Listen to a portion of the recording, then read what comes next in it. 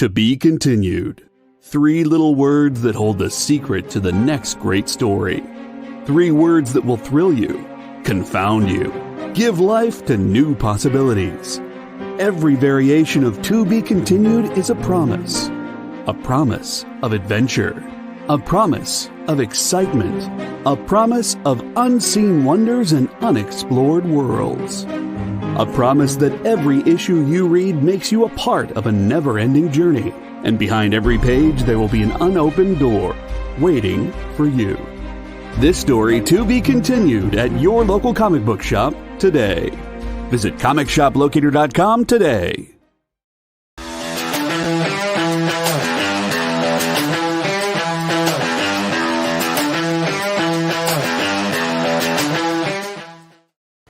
What's up, the internet? It's me. It's Kyle. How's it going? I am, well, that person right there who earlier in the day had to tell you the difference between Jacques and Jack is Dan Wickline. Are we recreating? What is that painting? Yeah. So I should be coming. Yeah, whatever that is. I don't even know. But welcome into In Stores this week, where we read some comics that came out this week, and now we're going to talk about them. We actually Dan read 13 comics.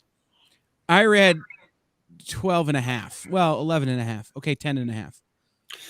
Then I skimmed through the other 3. I feel like you may not be carrying your weight on this show. I got to tell you, man. 69 or 62 Lefty. Yes, that is Pull My Finger by Michelangelo. No, I'll be honest. I was trying, but as it turns out, we had some pretty bad storms here in the Midwest this past week. Yeah. Weekend. We didn't get nearly what they got down in Kentucky and some of those places. Right. We had some wind damage here, and apparently the wind hit the box where my fiber internet comes into my office and broke it. So I got here today and didn't have an internet connection. Call them out. They come. We're going to have to get all new hardware and bring it back out and put it in tomorrow. So thank God for mobile hotspots. But that took some time from me today, having to deal with that. Yeah. So let's remind everybody, this show, as always, and we've done a bad job of this of late, is brought to you by Comic Shop Locator. Head over to comicshoplocator.com, type in the Zipty code where you're at, and it will tell you where there are comic shops near you. It's the holidays, so you're traveling, maybe, and you're going to need to know where to go to escape from your family. We all know that that's the case. Right. You can go by that thing. I really do wish I could just extend my hand through my camera frame into yours. That'd be a fun little effect I can figure out. But no, you're traveling this week, so make sure you find a comic shop just to escape your family. Like, right? You're going to not want to be around that crazy uncle that wants to talk about conspiracy theories. So you can go get a book like Regarding Oswald's Body. That's a book about conspiracy theories. So. Yeah. Or if you need a Christmas tale to read to the family, you've got the Firefly Christmas special. Or you've got Tis the Season to Be Freezin' from DC. We didn't read that one, but you can totally pick it up. There's a story in there from Bobby Moynihan, who you may know as Drunk Uncle from SNL. Ironically, Drunk Uncle is someone you may be trying to avoid by going to the comic book store during Christmas. Circle of Life. That's called Synergy, Dan. Synergy. All right. So, let's get right into it because we do have 13 books to talk about, which is the most we've done in this new format of show. Yes. So, and with already spent almost 6 minutes on intro and talking, that leaves about 4 minutes per book. That's good. We won't need it all for all of these books. So let's start here. You mentioned it already. The Firefly Holiday Special. Yep. This is for the fans of Jane Cobb. This is Cobb's tale. It's basically a Christmas Carol with the 3 ghosts and stuff like that. But you get a little depth into Cobb's life, because the Ghost of Christmas Past takes him to what seems like a very sad upbringing, and the Ghost of Christmas Present gives you kind of what's going on with the team. They're currently split into 2 squads right now. Not everybody's together. And the Ghost of Christmas Present or Future, but this is it's a fun little tale using the Christmas Carol framework to tell you more about Jane Cobb. Absolutely. And the thing about Jane is, and I'll say this for the show, I thought other than Wash, who got character development through the actively as the show went on, like his relationship with Zoe and all that kind of stuff, Jane was a character who you saw glimpses of what made Jane, but you never really got this, except for the time where he was like the king of the mud planet. You never got the Mudders, terribly, you never got a terribly deep.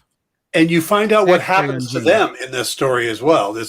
They talk about that planet specifically in one of the in the Future Present or Christmas Present. This book doesn't exactly tread new ground, in a way, in that way, but it is a fun tale, a fun Christmas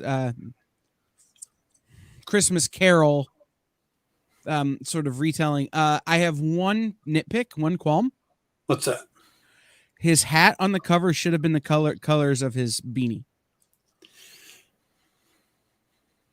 I get that it's a Santa hat, but it would have been cool if it was orange and yellow. Well, he does wear that hat, that specific hat at one point in the story. Sure. No, I understand. I get it. I saw it. I'm like, okay, I understand. I'm just saying it was a mistake in my vision. Okay.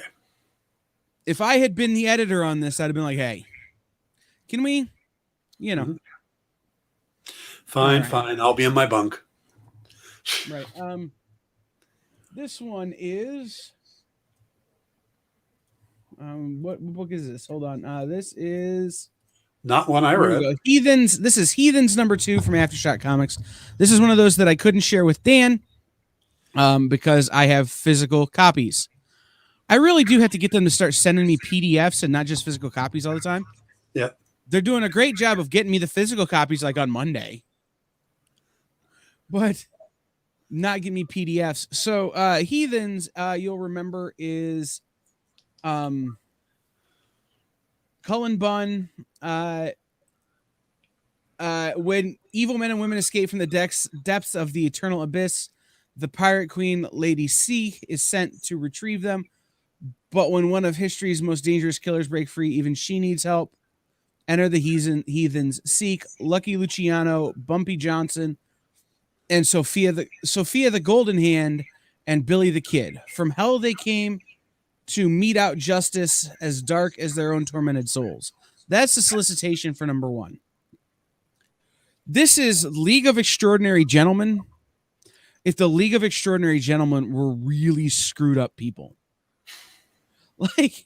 If they were these mythologically, not necessarily mythological features, but they're characters, but they're characters that the mythos is strung around, like Billy the Kid.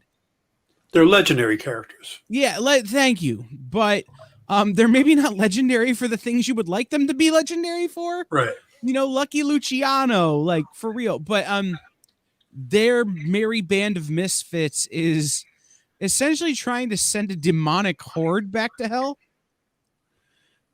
Because if they don't, everything they did on Earth will be for nothing. And they don't want that. Issue 2 is just kind of a continuation of the saga. To me, it's a bridge issue from issues 1 to the future of the story. It is a 4-part miniseries. Mm-hmm. But it's interesting to see these characters who as bad guys having to make anti-hero style decisions. Nice. So, all right, we'll come down here, and this is Edgar Allan Poe's Snifter of Death #3. Mm-hmm. I vaguely remember these stories after reading them. They didn't really hit hard which you think you would get in Edgar Allan, something a little more meaty. The first one is basically Frankenstein on a treasure hunt that involves killing other monsters, and such an anticlimactic ending, which I think is specific, was their purpose to have that, thing. And then there was another one about this little girl in slugs, or this woman in slugs. Well, see, so they're all Poe stories set with these other characters in them. So like the one with the slugs is Annabelle Leach. So it's the poem Annabelle Lee.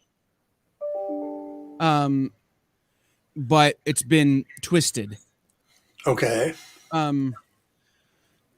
The first one, the Gore of Frankenstein, is I can't remember what short story that one was. But that's what some of these are, is they're reinterpretation and manipulations of Poe short stories and poems. This one was hard for me to read. When I said I didn't think I need 5 minutes, this is one of those that I've been reading this book since issue 1. It's getting harder for me to read.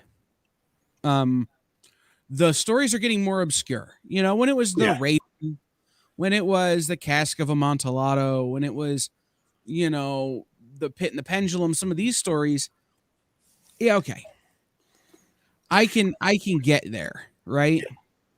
But it's getting harder and harder for me to read as these get more and more obscure, because I've mentioned it on the show before, I'm a Poe, like I work for the Poe Museum. Like I'm a Poe guy. And so he's a poet.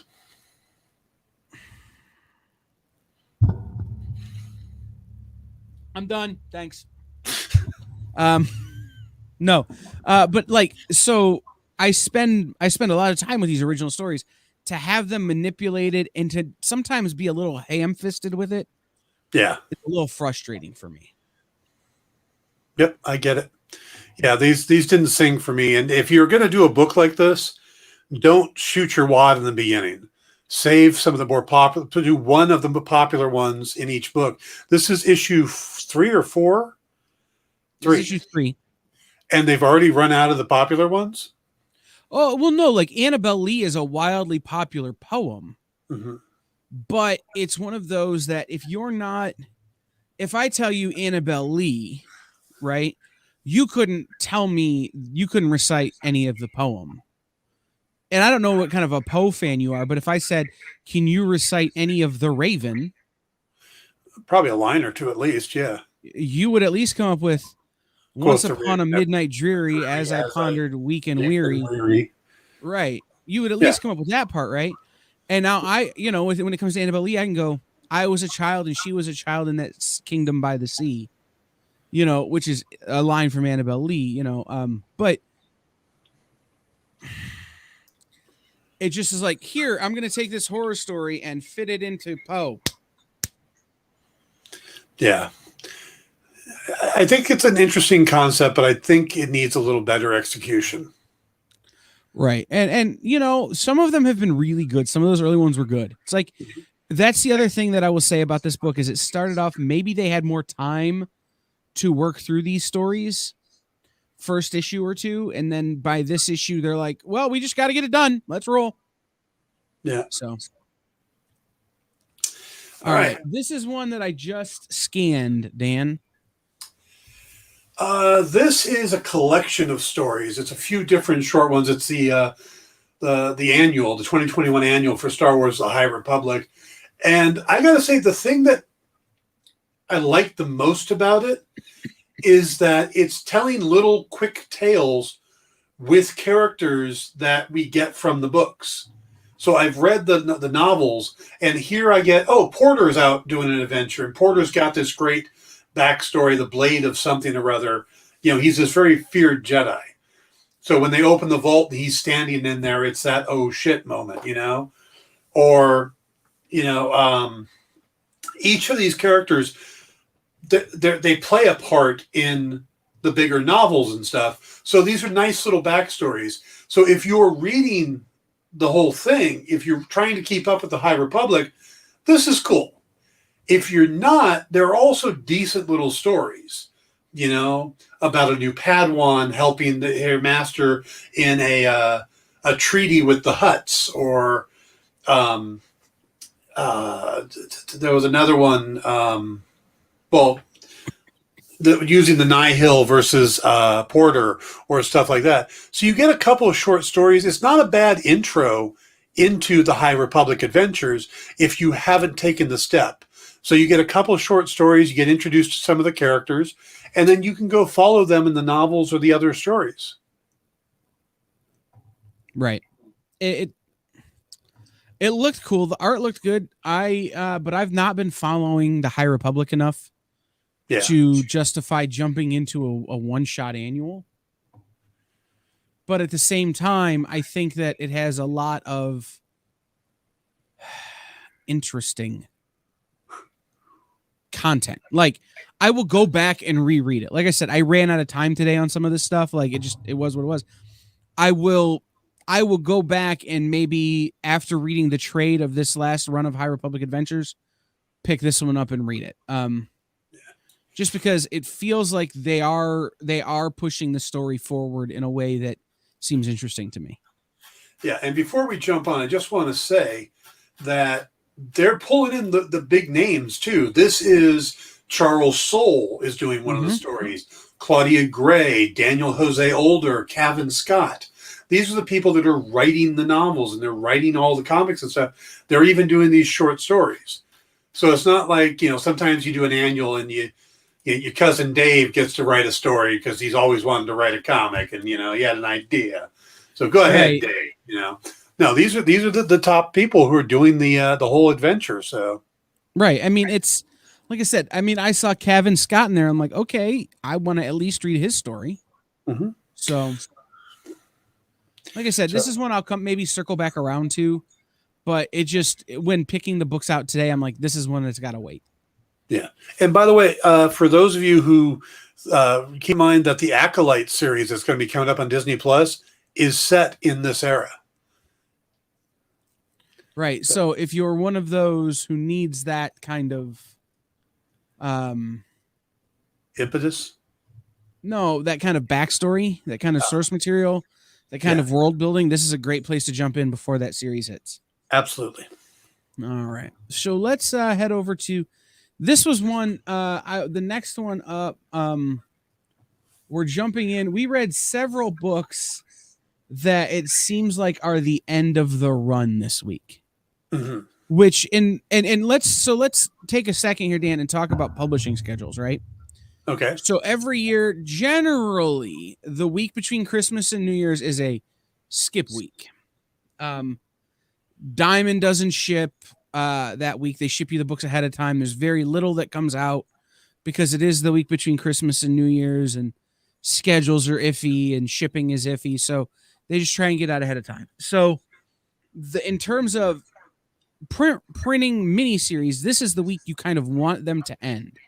So the next week you can push out a one shot or an annual, or you can start something that is going to launch you into the new year. Right. So we read several books this week that are, all right, we're reading, this is the first issue we're reading in this series, and it's the last issue. So I will try to mention those things as they come up. And this is one of them. This is Gun Honey, number 4 from Titan. Yes. It's part of the Hard Case Crime series. I will be honest with you.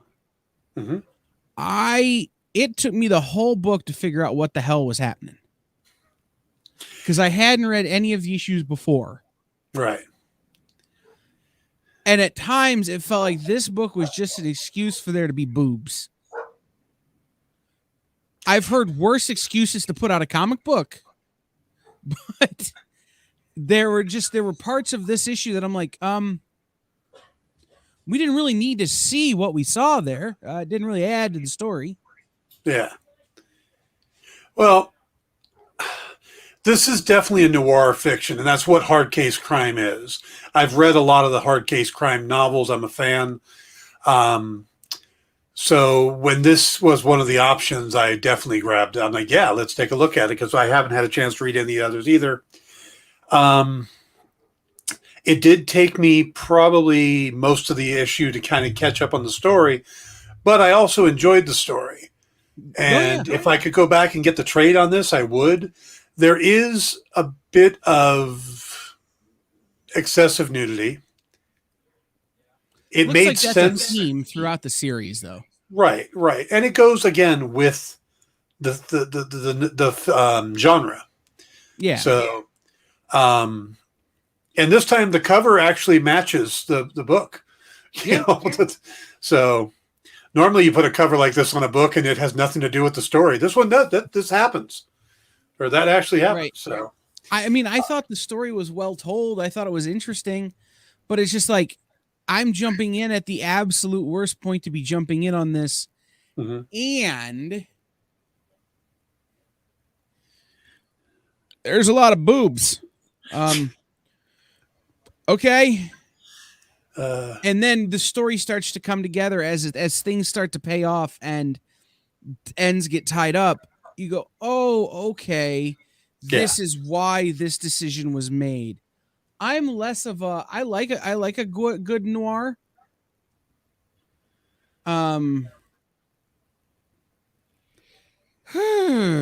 this maybe was not the kind of noir in the end that I would go for.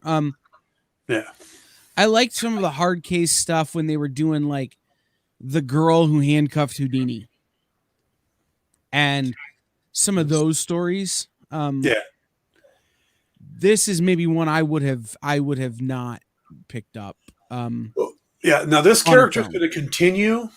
Right. So it'll be, but I think this is definitely one you should grab in the trade, or if you're going to pick up this one, look to see if they have the previous issues.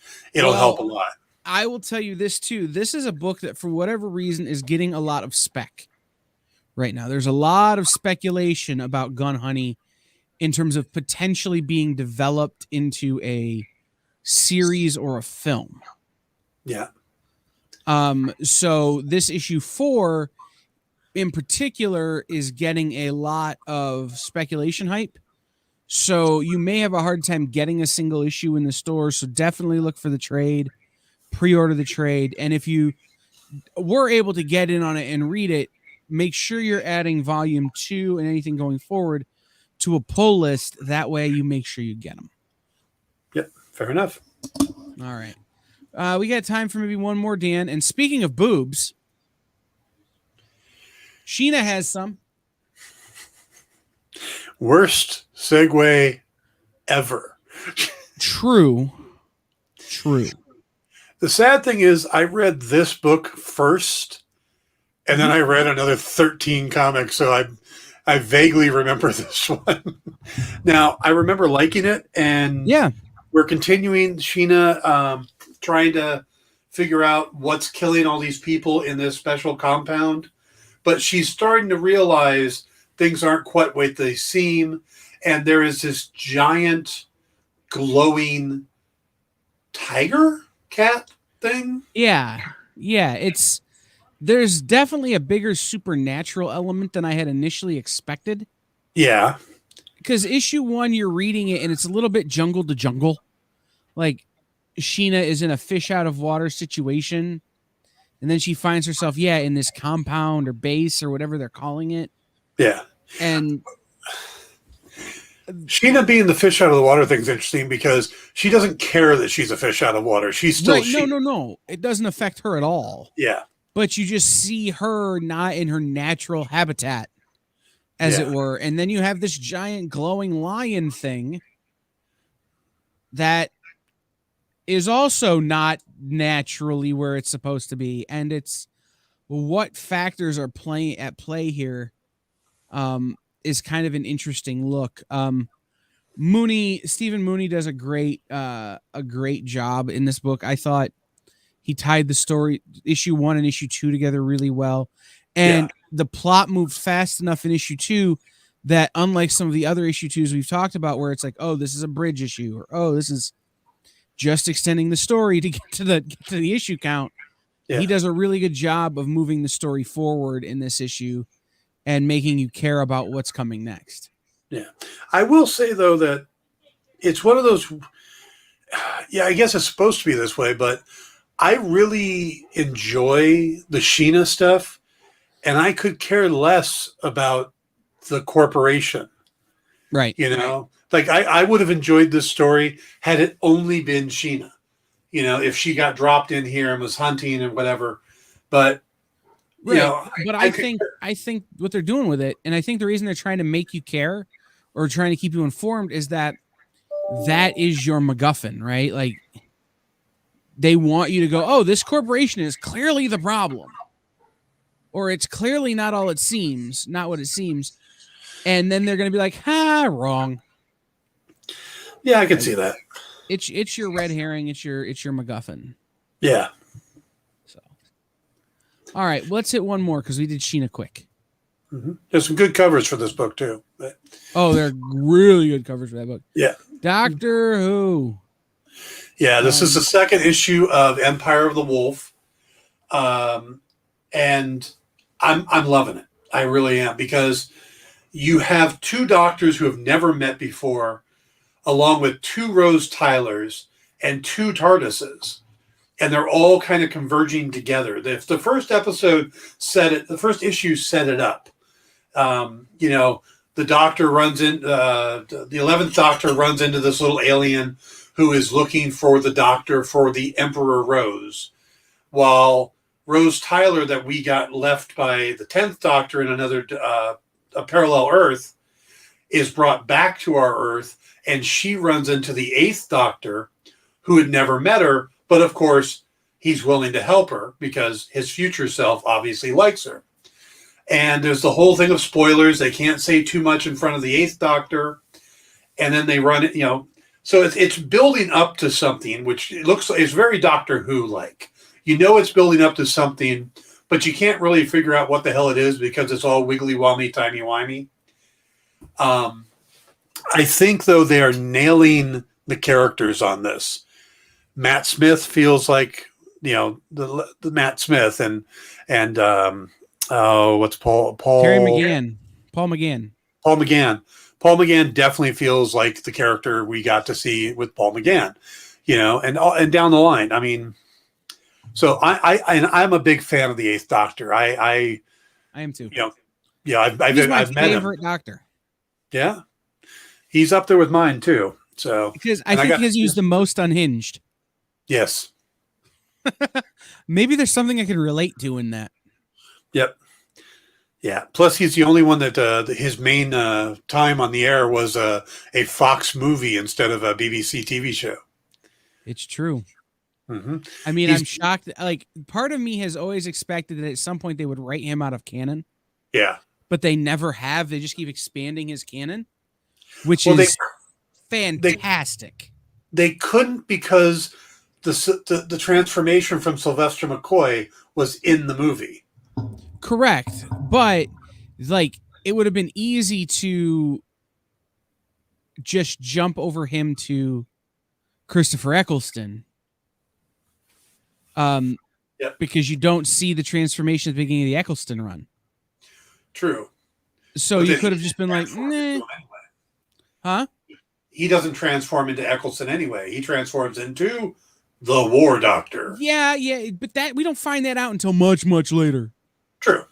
Like, I've always expected them to I always expected them to do that until we got John Hurt's Doctor, you know, as the War Doctor. Then it's like, well, you're stuck. And so they're just expanding it, and it's fantastic. Yeah. This is a real good book, folks. If you're a Doctor Who fan, grab this. All right. We should take a commercial break. But rather than do that, we're going to do this. I'm going to remind you that this show is brought to you by Comic Shop Locator. Head over to comicshoplocator.com and put in the zip code of the areas where you might be visiting or where you are to find comic shops near you and visit them. Yep. Also, tomorrow on the air, we have that guy talking about a movie that I'm not excited for at all. and then in Spider-Man. And then Thursday he will be breaking down episode 5 of Hawkeye, which I'm only watching because of the last 5 minutes of episode 4. I was out until then, and now they sucked me back in, very much like the mob. And remember, they are saying that the part of this episode is going to break Twitter. So right, like it's one of those. It's they had me out. I was out, and then they pulled me back in. And Dan will break it down spoilery wise on Thursday. Then tomorrow night we have Comics Collectible with Rex and John coming to you and their friend AR from AR Comics coming to you live from Dynamite Dynamic Forces. Yeah, Thursday they have a night. live colorist working tomorrow night during the show. Yeah, I don't know what that's going to look like. They've not talked to me about that. So Yeah. we'll figure that out tomorrow. Mariano Nacisa will be... Wait, they finally convinced Mariano to stay? Uh-huh. Mariano always tries to sneak out like right before the show or like has to edge around the camera so as not to be on camera during the show. Yeah. No, Mariano's going to stay, and he's going to be coloring live. And you can chat with him as he's coloring. Yeah. That's Mariano Nicieza, brother of Fabian Nicieza, co-creator of Deadpool. So he's Deadpool's uncle. Is it Nicieza? I always thought it was Nacisa.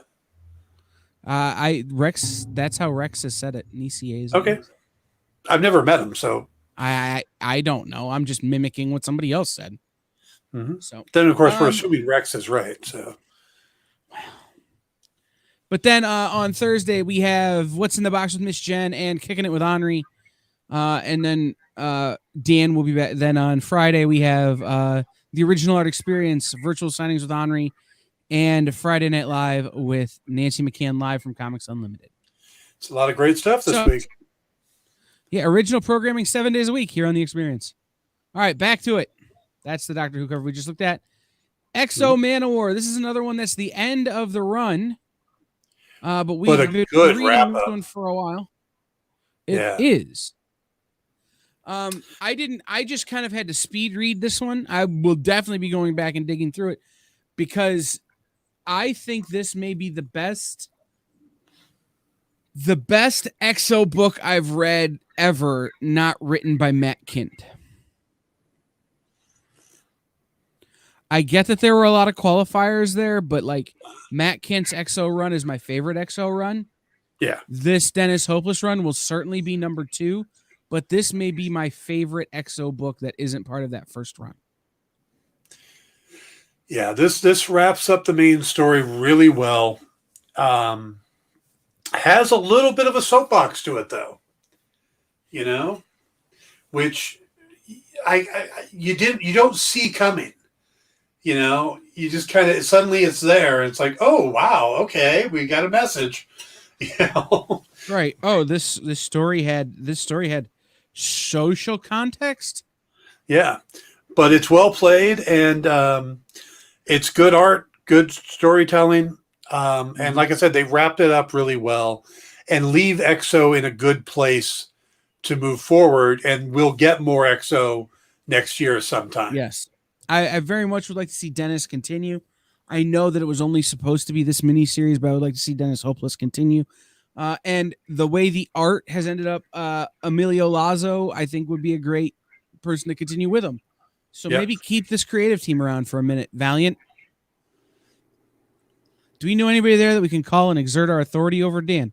Yeah, Rob Levin. Okay. Why don't you call him and say that we want this person back? And then when he doesn't do it, we can be like, man.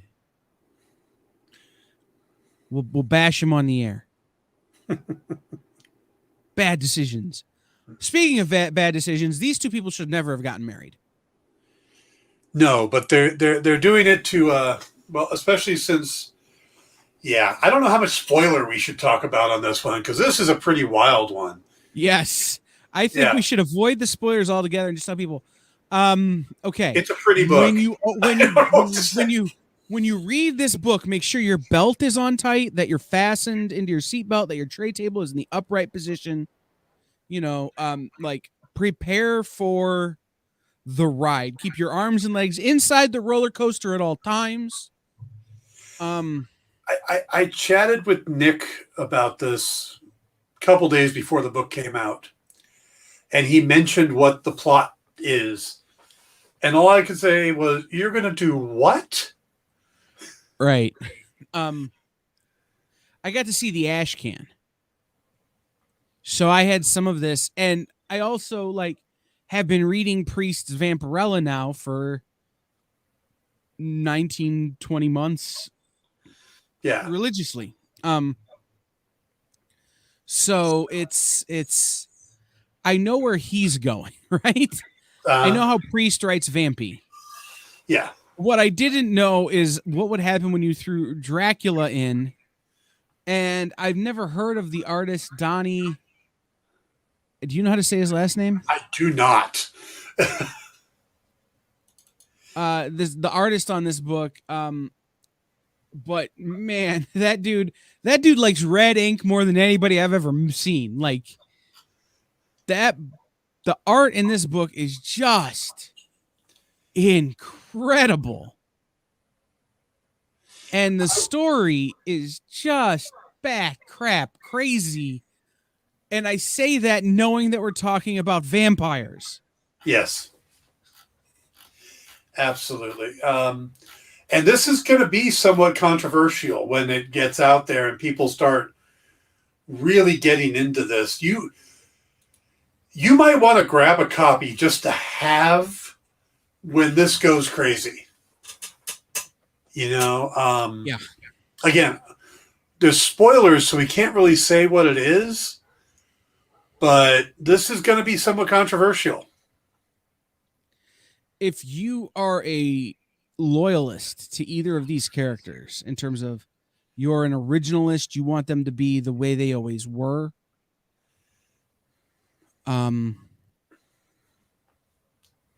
maybe take a Xanner before you read it.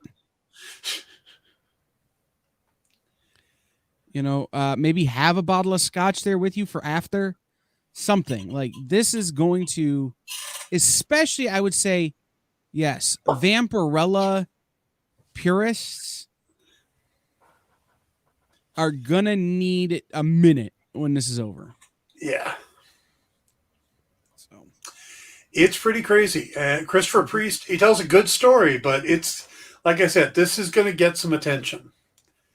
And not all of it is going to be positive. There's going to be some controversy.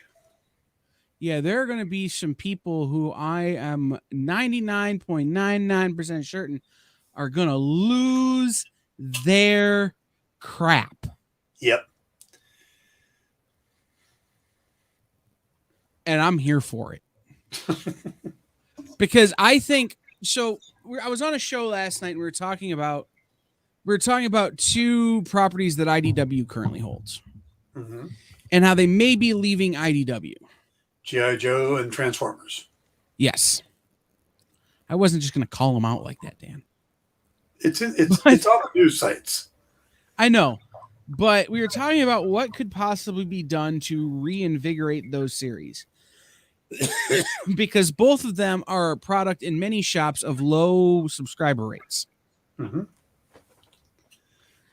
And I had said that there may not be a way to do that with those two particular series without just taking them out of print for a minute. Let them breathe for a year and then bring them back or something, something. With Vampirella, Dracula, Unholy, this story is, despite the people who are going to lose their shit, is going to breathe a ton of life back into these characters. Yeah. That I think are going to carry them a long, long way. Yeah. By the way, I have a solution for the G.I. Joe Transformer thing. Let you write them? Well, no, actually, that would be the easy one, but don't do the big group title for a while. Do individual focus stories on the characters. Do a Snake Eyes series, do a Scarlet series, do a Hawk series. Just focus on the individual characters, right, and then build up those characters so that when they're together, they're not just generic. And then you can have time to introduce new villains, new side characters, new other characters. You know, Right. if you do a Starscream story standalone, you can introduce other jets. You know, the VT1 Super Ostrich sculpt can be used for more than one thing. That's a shout out to the Macross saga. For those, if you know, you know.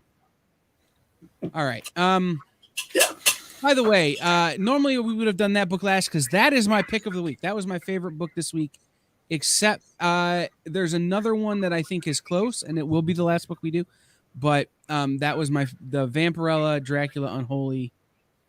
Thank you, Jeff. Yeah, I'm all for everything Jeff just said. Right here. So IDW, if you're out there, I know I'm talking to some of you tomorrow. This is just a thing.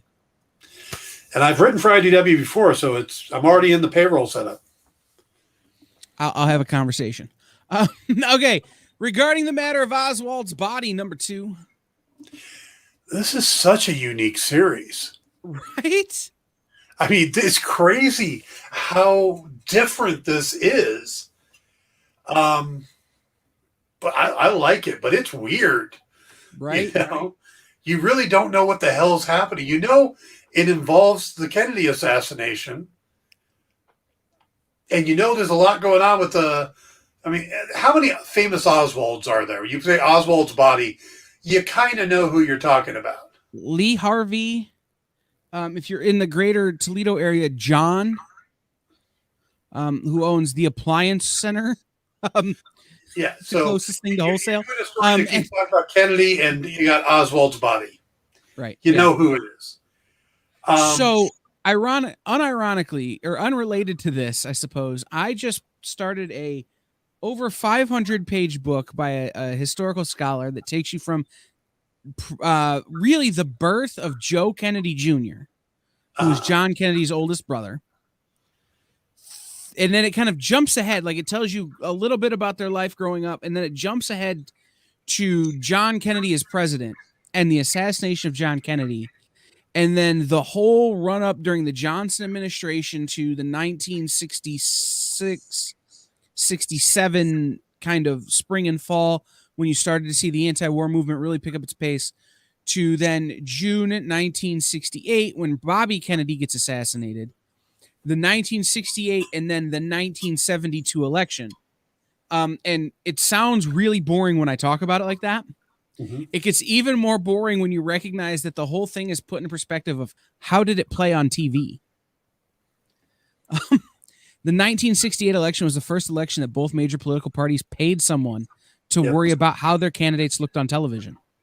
And Nixon looked horrible. That was the previous one. Oh, okay. And the reason Nixon looked horrible, I mean, that's why it became important, was that how bad Nixon looked on TV. Yep. I have a theory about Lee Harvey Oswald. What's that? That Lee Harvey Oswald was actually someone who was put in place in conjunction not only with the CIA but the mob. Mm.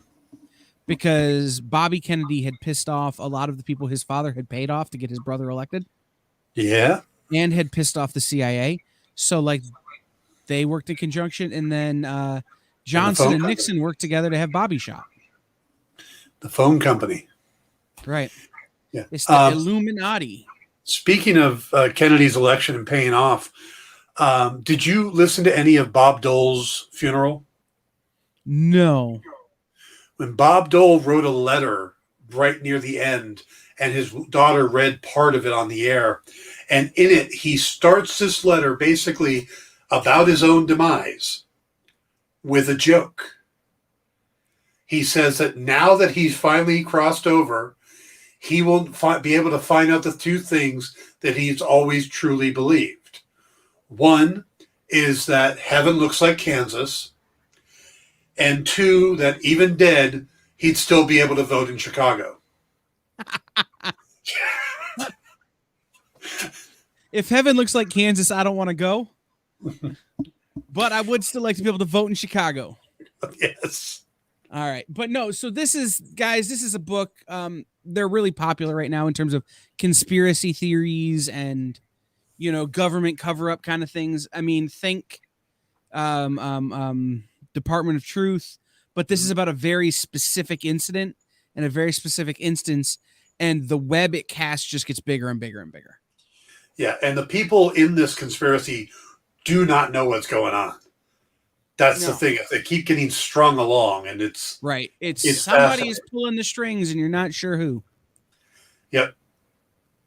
And every time this book comes up, I just want you to know that a song called "Everybody's Got the Right to Be Happy" plays in my head, written by the late great Stephen Sondheim for the musical Assassins. It's a song about how the only way you'll ever get to be happy is if you kill a president. And it's sung to Lee Harvey Oswald by John Wilkes Booth.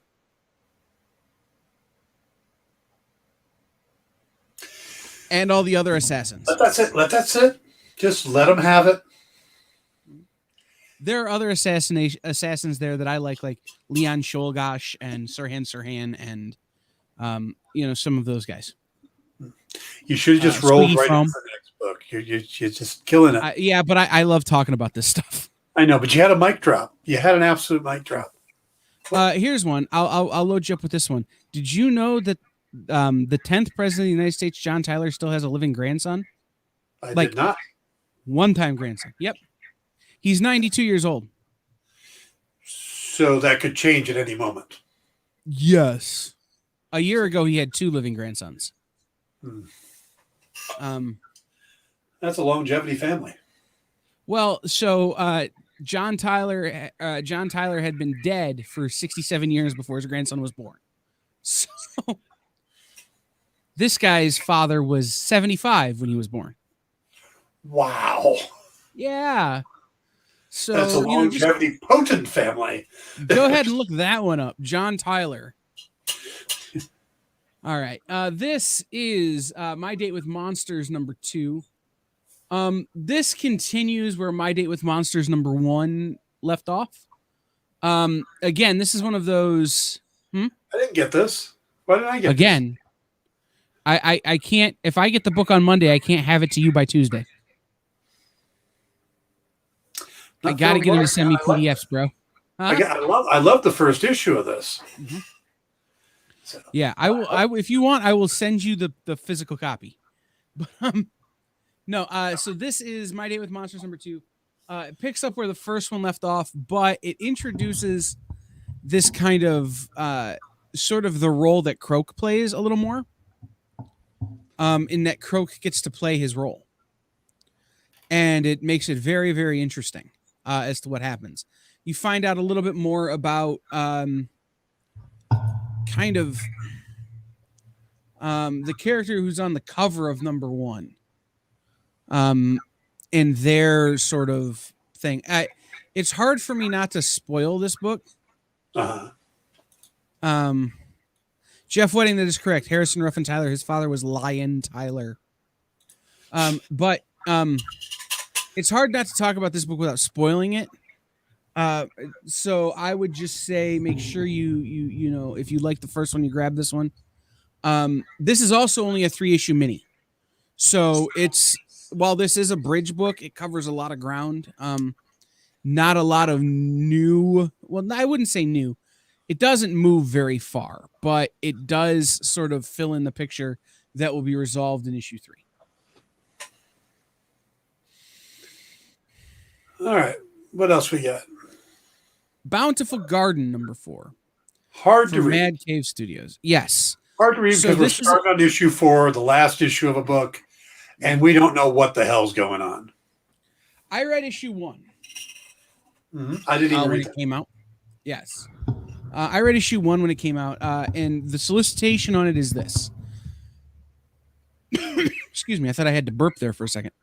In the year 2200, a team of teenage scientists are sent on a terraforming mission to a distant planet. Selected as the best and the brightest of their generation, architect Jonas, botanist Marnie, biologist Jane, engineers Anya and Kamari, and security detail Kurt are all put into cryostasis, expected to wake up when it is time to prepare to land on their assigned planet. When they are awakened abruptly 10 years early, halted above a strange planet, the teens are tasked with trying to figure out why they've stalled or what stalled them. As they break into two teams, one tasked with fixing the ship, the other with exploring the unknown planet below, they are faced with an increasingly nightmarish scenario as they encounter a cosmic horror that seems to not only have attacked their ship, but also their minds. Knowing that, it doesn't make it any easier to jump into issue 4. Having read issue 1, issue 4 is just tying up a lot of loose ends, what it seems like, and it's setting up for another volume or a spin-off story in this world. It doesn't really solve anything. But it's nice looking art. I can say that. Beautiful book. Yeah, so this is one that I would recommend. If you haven't read issues 1 through 3, hold off and pick up the trade. Definitely. And then this was going to be my pick of the week until I read Vampirella Dracula.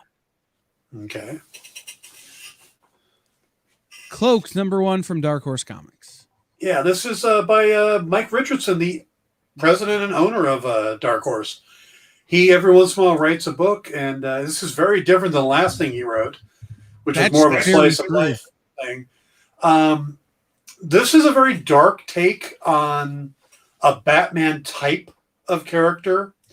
A vigilante starts running around the town and becomes this established vigilante, works with the police commissioner, stuff like that. At one point has a young sidekick who is literally used as a decoy, and then he just disappears.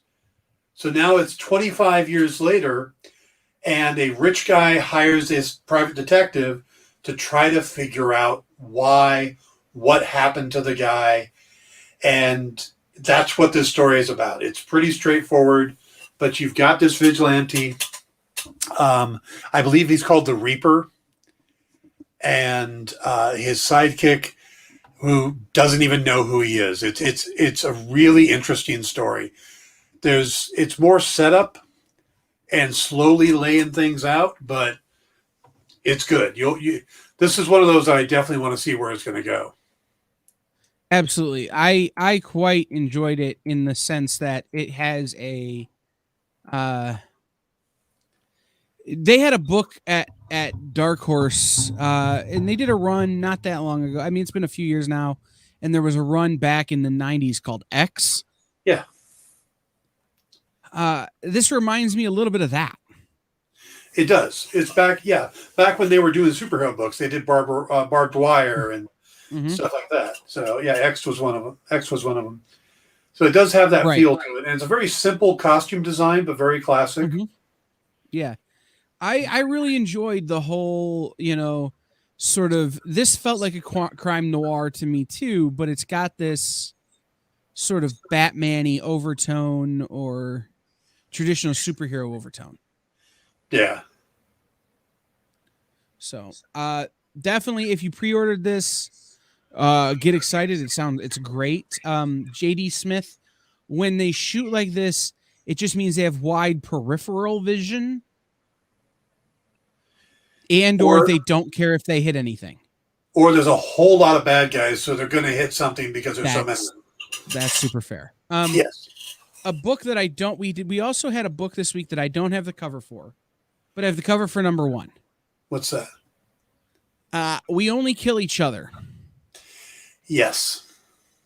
I read #2 without having read #1. Same.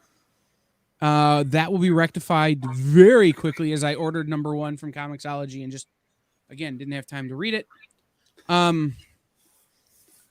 I like this kind of story. It's Stephanie Phillips, and I'm gonna forget the artist names. Oh, it's Peter Krause. Yes, I should remember that because played Casey McCall in one of my favorite television shows ever. First, Different Peter Krause, but still. yes. Also, talking about bringing not back ex- 6 Feet Under. Right. Does the interior art of We Only Kill Each Other match the cover? Not really. No. It has some of those elements, some of those heavy use of shadows, but not exactly. It certainly feels a little more realistic than the cover looks. But this is a story about the enemy of my enemy is also my enemy. And how sometimes enemies have to become friends to defeat enemies. Mm-hmm.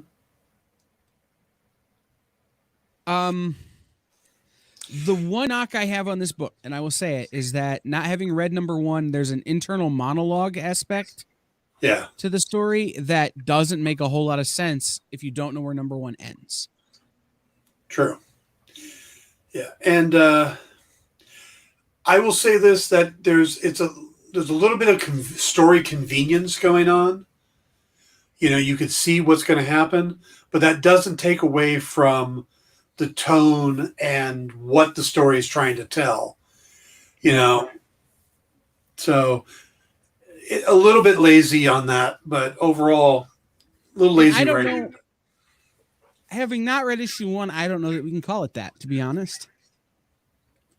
That we can 100% attribute it to lazy storytelling. Well, I'm talking about the grandmother. The grandmother. Right. But we don't know. Not knowing these two characters' backgrounds from issue 1. Mm-hmm. Is Nana a part of the story in issue 1? Right. Like, true. But it does feel like that Nana was inserted just to give motivation. Certainly what happens to Nana is. Yes. But does the character have more legs than just showing up to have happen what happens? Yep. So it'd be interesting to read in issue 1.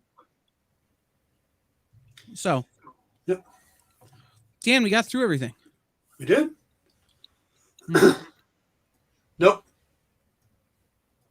What didn't we read? What didn't we get to? The Robin Hood. Stethoscope. Oh, that's right. My bad. I totally pulled it down and then just deleted the image. Give me a second. This is an interesting little one-shot story of the character of Robin, Robyn. I really like the art on this issue. Let me quickly remember who did the art and stuff. Stethoscope's always funny, but we're getting the actual books now, so it's easier. This was a story by Joe Bruscia. Alan Otero did the art with colors by Juan Manuel Rodriguez. And I got to say, this is a really cool story. It's self-contained. Robin is being hunted because her blood will work for a demon sacrifice, or they believe. And she ends up in a small town in Kansas? Yeah. Small town, gets stuck in a small town in Kansas because of the travel issues. Ends up hooking up with a cowboy there, and just it's a nice little story of her getting close to somebody and kind of letting her guard down. And of course, it comes to bite her in the ass. But you know, we get see a little more human side of Robin again. Yeah, it was a fun story. I'm a little tired of the Hellfire Club being the default fill-in for demonic sacrifice, blood sacrifice. We need to do a thing organization, right? Like, is it good for that? Yes. But like, it seems like every book, or it seems like more often than not, the Hellfire Club is just the default. They did it in the X-Men. Now they're doing it here. They've done it in other books before where it's, that to me feels a little bit meh. Yeah. But as a backdrop for the bad, and to make them the bad guy is fine. As a backdrop to the story, it fits, but it just, to me, that was like, oh, okay. Yeah. And then everything else is what had to take off. J.D. Smith, ironically, when I first started reading Robin Hood, she was an archer, and now she's very knifey in this book. She gets the bow out. She does, but she is also very knifey in this book. Yeah.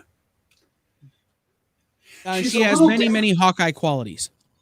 She's a little more damsel in distress in this book than I'm used to her being.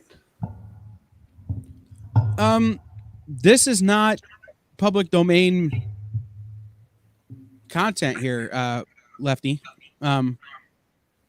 This is their Robin Hood, man. I just think that every writer knows a little bit about the Hellfire Club and tries to use them, and they often do it poorly. Yeah. So. All right. Hey, we made it through all our books. That was 15, wasn't it, with the 2 you brought in? It was, yes. Yeah. So that's a lot of books. And I got a mailer just before we went on from Vault Comics with the Rush #2. And I'm like, oh, can we get it on? No. Because, we both really talk about it next week. Because as we talked about earlier, skip weeks and low release weeks. So send it over, put it in you share it, Dan. I'll share some other stuff. I sent you, did you get, we'll talk about it off the air, but, okay. Thanks for tuning in, guys. Make sure you head to your local comic shop tomorrow. If you don't know where your local comic shop is, head over to comicshoplocator.com. Type in your zip code, and it will tell you where comic shops are near you. So I got to ask, if you're if you don't know where your local comic book shop is, why are you watching this show about comic books? Well, if you don't have a local comic shop, sure. Find one. Which I don't. If you are right, or if you're traveling, that's why you would need to know where the local comic shop is near you. True. So make sure you head over there and check that out. Dan will be back 2 more days this week. Mm-hmm. I will be back in the comments being sarcastic and snarky, especially as it relates to Spider-Man. And we will see everybody later on. We should get Kyle on the air tomorrow to explain his hatred of Spider-Man. Of Tom Holland Spider-Man. Okay. So. All right. See everybody tomorrow. Good night, everybody. Have a great one.